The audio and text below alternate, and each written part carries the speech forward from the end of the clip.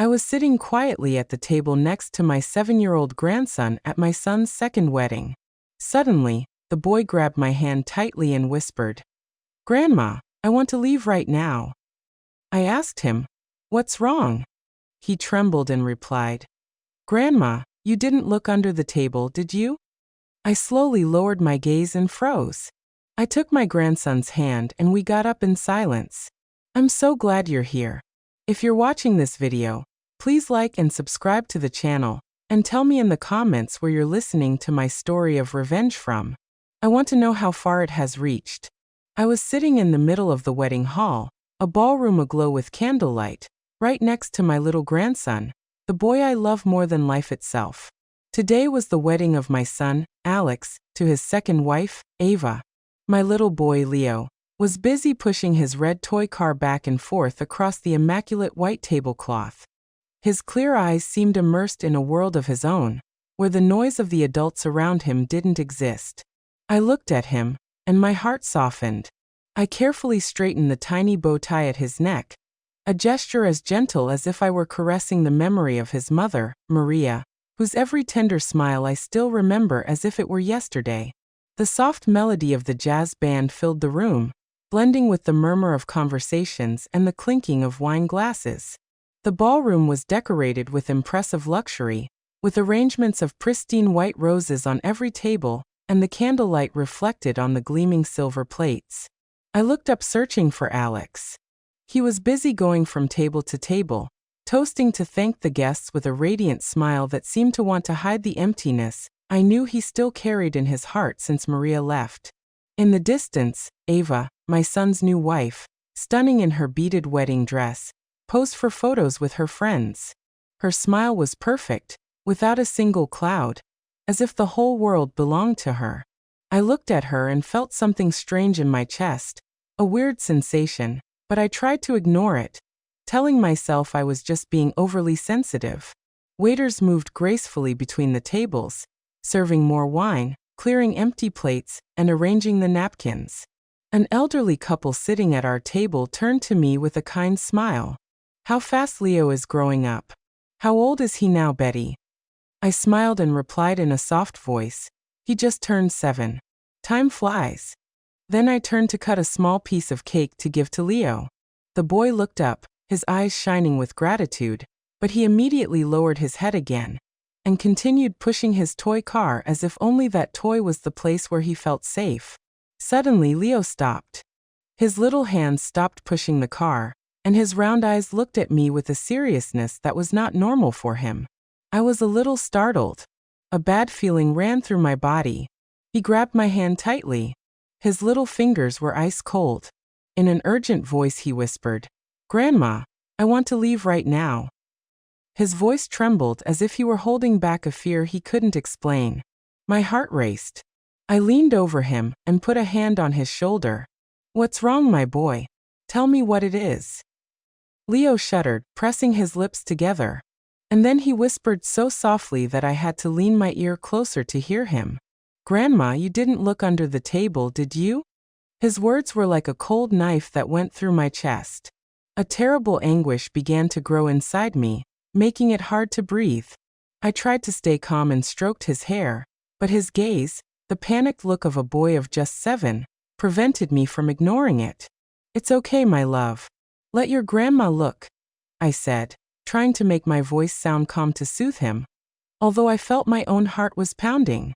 Carefully, I lifted the edge of the white tablecloth and looked into the dark space under the table, where the wooden legs of the chairs and Leo's little shoes were swinging, and then I saw it. A small piece of paper folded in 4, lying there, right next to Leo's chair. It was so small that it was almost lost in the darkness, but its presence chilled my blood.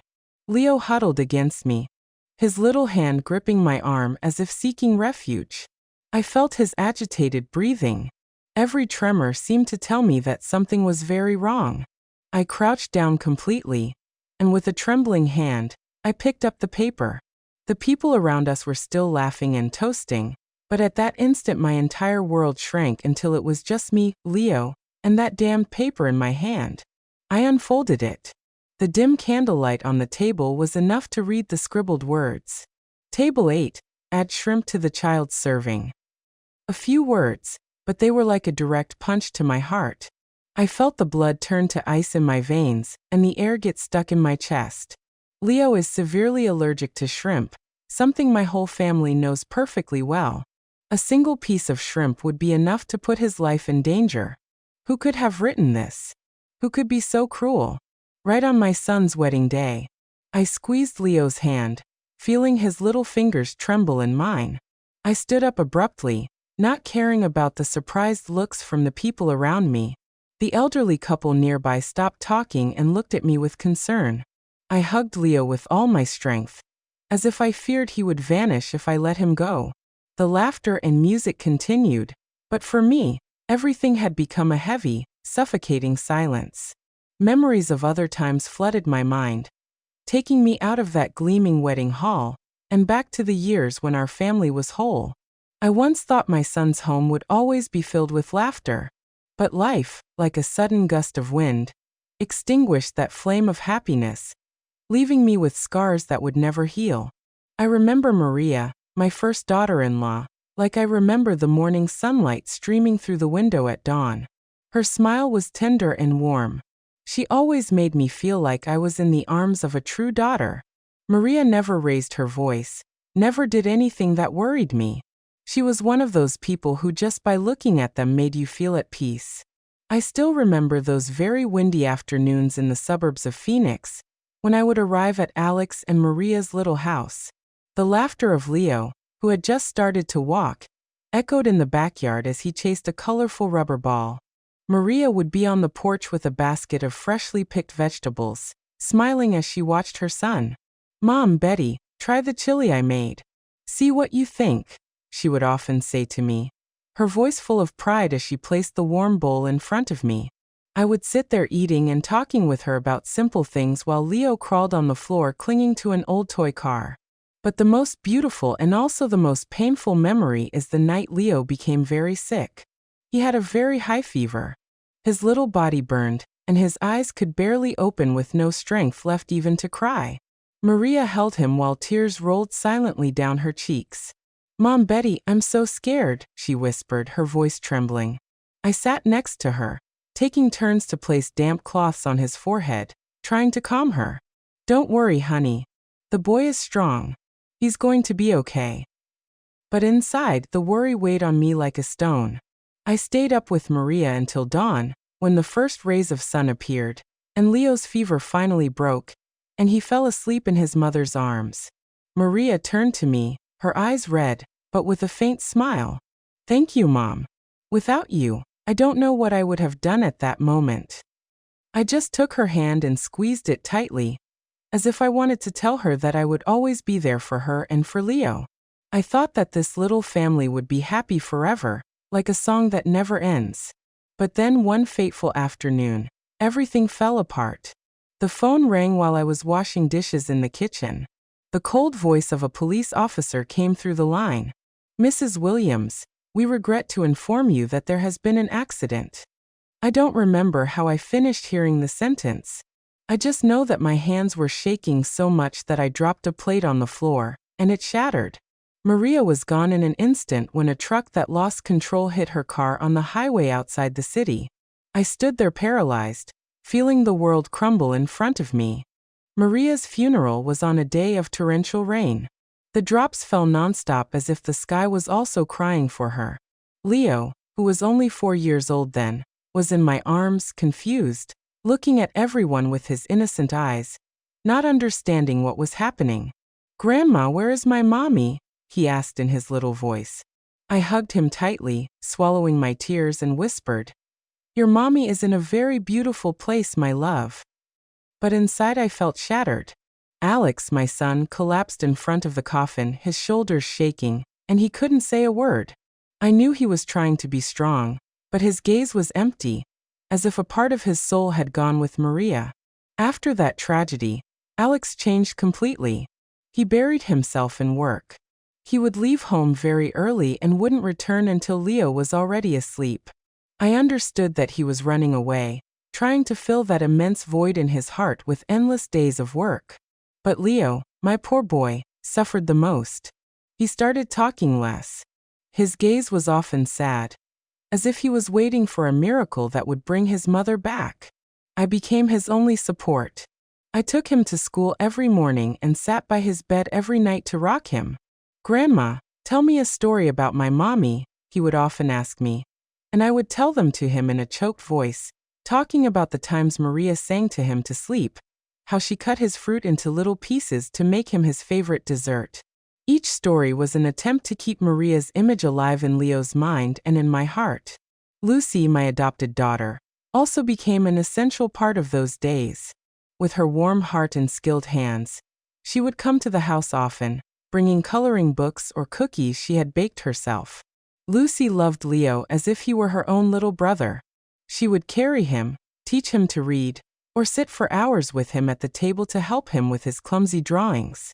"Look, Leo, your house turned out prettier than mine," she would say, laughing in her voice as clear as a bell. But sometimes I would catch Lucy looking at Alex when he entered the house in silence after a long day of work. It was a deep look that contained something more than a simple sibling affection. I saw it, but I decided not to say anything. Maybe I was afraid that if I brought up the subject, I would break the fragile stability of what was left of our family.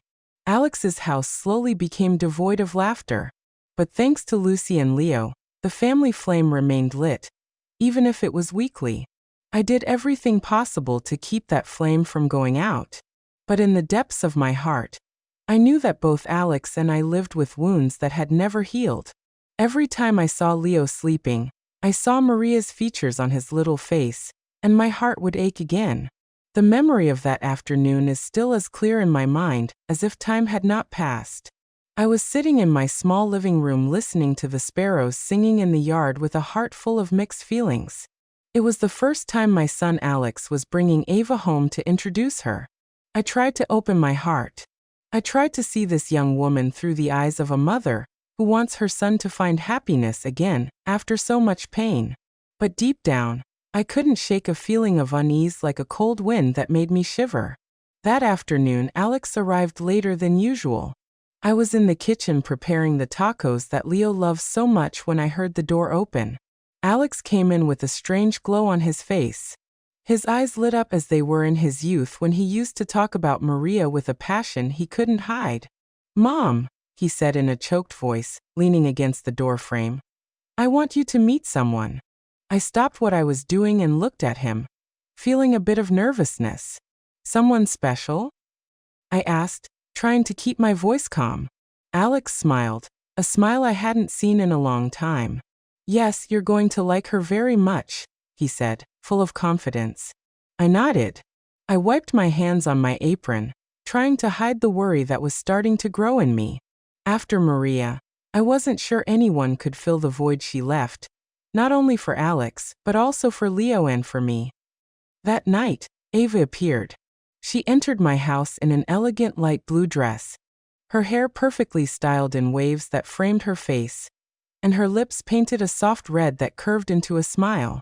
That smile, I must admit, was charming, as if she had rehearsed it to please anyone. "It's a pleasure to meet you, Mrs. Williams," she said in a sweet voice, bowing her head slightly. I returned her smile, invited her in, and served her a cup of hot aromatic coffee. "Your house is so cozy," Ava said as her eyes scanned the family photos hanging on the wall, where there was one of Maria hugging a very tiny Leo. I nodded and thanked her, but her eyes lingered on that photo longer than I would have liked, and I wasn't sure if I liked that. Dinner went on in an atmosphere that I tried to make as friendly as possible. I placed the dishes I had prepared all afternoon on the table. Tacos wrapped in corn tortillas, a plate of enchiladas with red sauce, and a fresh salad with mango, Leo's favorite dish. Alex sat next to Ava, his eyes never leaving her. His happiness was visible in every gesture. "Mom, Ava works in marketing at my company. She's very good at what she does," he said, his voice full of pride. Ava smiled. She served me an enchilada with a delicate but calculated movement. "Mrs. Williams, this is delicious. You have to teach me how to make it," she said, giving me a friendly look. I smiled and responded politely, but a small part of me remained uneasy. There was something about the way she spoke, the way she laughed that made me feel like I was watching a very well-staged play. Leo, my grandson, was sitting at the head of the table, strangely quiet. He, who normally wouldn't stop talking about school that night, just picked at his food without lifting his head once. I noticed that he was avoiding Ava's gaze as if he was trying to hide in a safe corner. Ava leaned over, took a chocolate bar from her purse, and placed it in front of Leo with a radiant smile. "This is for you." "It's very good, Leo," she said in a voice as sweet as if she were trying to win him over. But Leo remained still, his little hands gripping his silverware. And then he simply turned his face away without touching the chocolate. I saw a flash of fear in his eyes and felt as if my heart would shrink. Alex frowned, about to scold his son. "Leo, what's wrong with you? Ava is giving you some candy." I quickly intervened. "It's nothing. He's probably a little tired. Leave him be, son." Alex sighed, but didn't say anything else and turned to serve Ava more wine as if he wanted to lighten the mood. Lucy, my adopted daughter, was also at dinner. She sat across from me, eating in silence, but I noticed how her gaze darkened when Ava took Alex's hand under the table. Lucy has always been a very sensitive girl, and I know she loves Alex like a brother, but sometimes I wonder if that feeling isn't deeper. When Ava took Alex's hand, Lucy's hand stopped over her glass, and I saw her fingers tighten a little. She didn't say anything. She just lowered her head and continued eating. But that silence was heavier than any words. I wanted to ask her. I wanted to understand what was making her sad, but I knew it wasn't the right time. After dinner, Ava insisted on washing the dishes, even though I refused several times. "Mrs. Williams, let you rest," she said with overflowing enthusiasm. I reluctantly agreed and watched her go into the kitchen, roll up her sleeves, and hum a cheerful tune while she cleaned. I must admit that she did everything impeccably. The dishes were neatly stacked and the sink was sparkling. For a moment I thought, this girl seems very caring. But then, when I went out into the living room, I saw Leo sitting, coloring with his little hands clutching a crayon. Ava approached and sat down next to him, praising him. "You draw so well, Leo. What is it? Let me see." But Leo immediately let go of the pencil and leaned back with an expression of distrust, as if she were a threat. Ava glanced at me and quickly forced a smile, as if to cover up the awkward moment. "What a shy boy," she said in the same sweet voice. But I saw something strange flash in her eyes. Alex, meanwhile, didn't seem to notice anything out of the ordinary. He was busy serving more wine, telling funny anecdotes from work, and laughing loudly every time Ava told a joke. The introduction ended with my son completely satisfied, seeing Ava off at the door with his eyes fixed on her, as if there was no one else in the world. I stood there watching them walk away with a strange feeling in my heart, as if something wasn't quite right. Time passed, and Ava gradually became a part of our lives. One weekend morning, with the bright California sun flooding the living room through the windows, I was knitting a scarf when Ava appeared, smiling from ear to ear. "Mrs. Williams, I want to take Leo to the park today. Is that okay?" she asked, her voice full of enthusiasm. I looked at Leo, who was on the floor playing with his wooden blocks, his face expressionless. "Of course, I'm sure he'd love it," I replied, forcing a smile.